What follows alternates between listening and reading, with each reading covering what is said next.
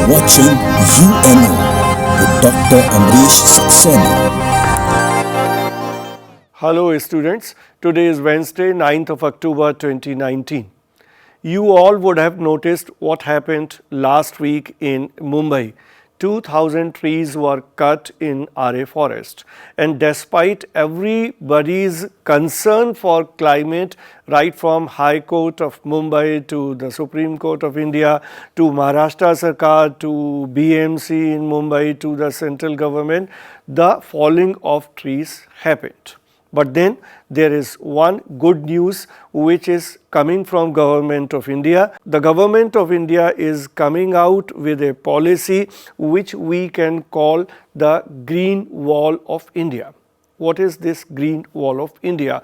The Government of India is working on a proposal of building a forest or building a green cover right from Gujarat to Delhi. So it will start from Porbandar, it will come up to Panipat and Delhi. This whole distance will be 1,400 kilometers, and the width of the forest will be 5 kilometers, and this is what is being called the Green Wall of India, and this is being built on the pattern of Great Green Wall of Africa, which is almost the whole of the width of Africa right from Senegal to Djibouti. The same kind of experiment we are trying to replicate in India, and the basic objective of this is to take care of the problem of deforestation and by doing this whole exercise for afforestation,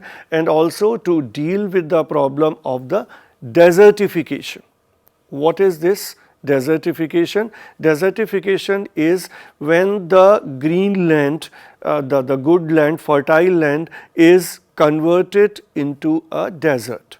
And how this happens? If over the years the exploitation of land is happening through human activity, if the groundwater table is going deep, if there is less water bodies or we keep on losing the water bodies on the land, and then if it is impacting the vegetation, the wildlife, then over the years that land is converted into the desert, and this whole forestation effort are in that area, and this will cover the entire Aravalli Hills. This will also save this northern part of the country from the dust which is coming from the western India and Pakistan. Prime Minister Narendra Modi recently in the General Assembly of the United Nations and the Conference on Climate Action has talked about this. We also in UNO in the 24th episode have talked about this. There was another convention which happened recently of the United Nations in the US. This is called UN Convention to Combat Desertification. So let us see whether we will be able to fight this problem of desertification in India by the ambitious plan that the government is making. Coming to another story, a law has been passed by European Commission of the European Union which is about the sustenance of the domestic appliances or the home appliances. What this European Union is about? This is a group of 28 European countries, and European Commission is a body which passes laws for European Union which are then applicable on all the European countries. This law is about the sustenance of appliances, and this covers basically two aspects. One is the repairability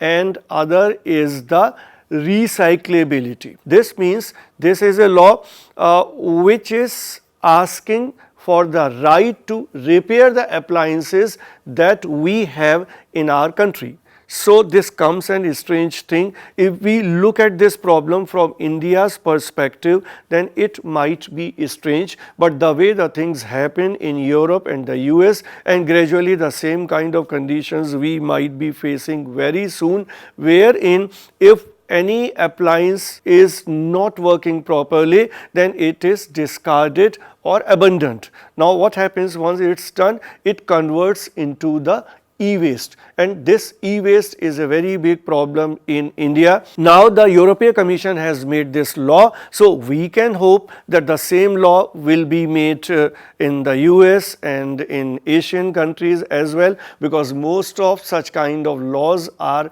initiated by the European Union, whether we talk about the right to privacy or whether we talk about the human rights issue. And this may be noted that this demand has also started in the US, and in the 2020 elections, US presidential elections, the possible candidate from the Democratic Party, Elizabeth Warren, has talked about this in one of her speeches. And it is interesting to note who is Elizabeth Warren. She is a probable candidate from the Democratic Party, and as per the latest figures of the prelims, she might be fielded by the Democratic Party in the next elections. Now, if we look into the statistics, so we find that there is more than 10 million tons of e-waste in the world, which is generated every year as per the latest figures.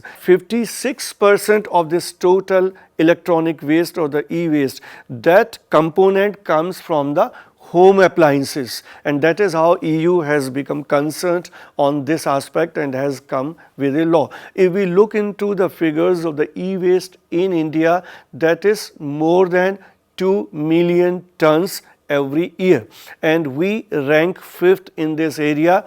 More than us, the countries which are creating e-waste are the US, China, Japan and Germany. If we look into the whole right to repair, what all it will include? It will include reuse, it will include upgradation, it will include recycling, it will include the waste management. So all these areas are covered. There are certain advocacy groups in Europe which are demanding for right to repair, and they are also demanding that the manufacturers should be asked to transfer the technology to the consumers or to the service providers, because in today's time lot of appliances are being made which are internet based, for which a different term has been coined, which is Internet of Things.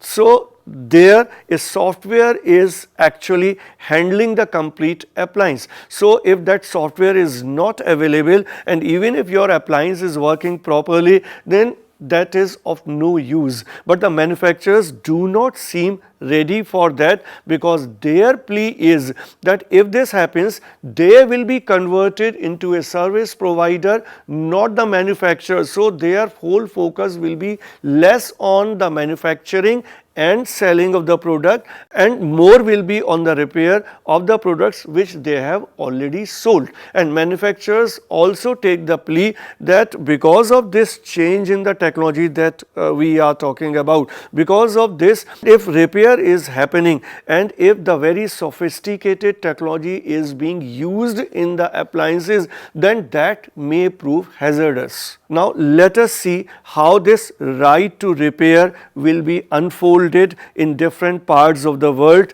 and also in India. That is all in today's edition.